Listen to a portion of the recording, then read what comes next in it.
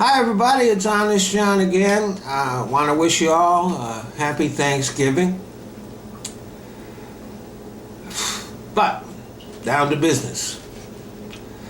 In 2010, the most recent year for which we have statistics, U.S. attorneys brought 162,000 cases to grand juries. Only 11 of them resulted in no indictment. That's 0.006%. Now, these are federal cases, so the numbers do not exactly correspond to state and local cases like the grand jury in Ferguson. But whether it's a federal or any other case, the idea is that very rarely does a prosecutor not get an indictment. The only reasons that can possibly explain that are because the prosecutor screwed up completely or he didn't want one. This is because a grand jury proceeding is not a fair trial. Defense lawyers are not allowed to even be in the room. The prosecutor decides what evidence will be presented and what evidence will be excluded. In his press conference announcing that Darren Wilson was not indicted by the Ferguson grand jury, Robert McCulloch stated that he handled the case like any other grand jury case, and nothing could be further from the truth. Usually in a grand jury proceeding, the only witnesses who testify are those who are attesting to the guilt of the defendant. It is extremely rare for any exculpatory evidence to be presented.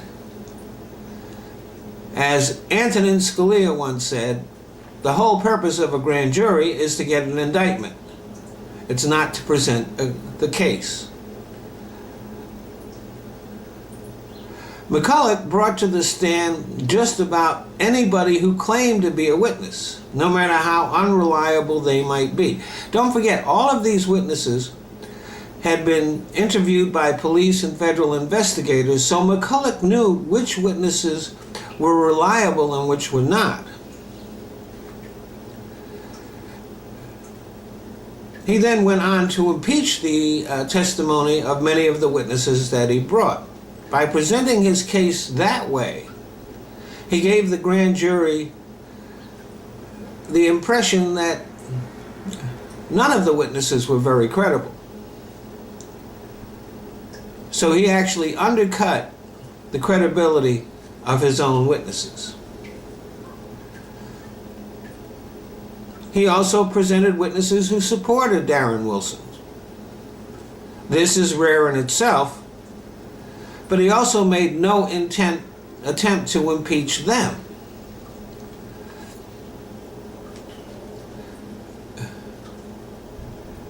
He also allowed Darren Wilson to testify for hours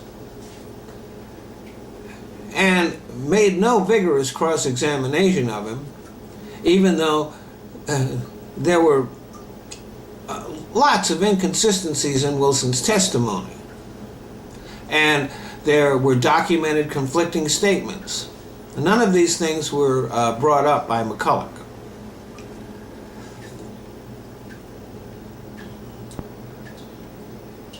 McCulloch also, in his statements to the grand jury, raised the bar for the grand jury to return an indictment, telling them that they had to determine the truth of the witness accounts, not just find probable cause for an indictment. And he didn't even specify which charges the grand jury should consider.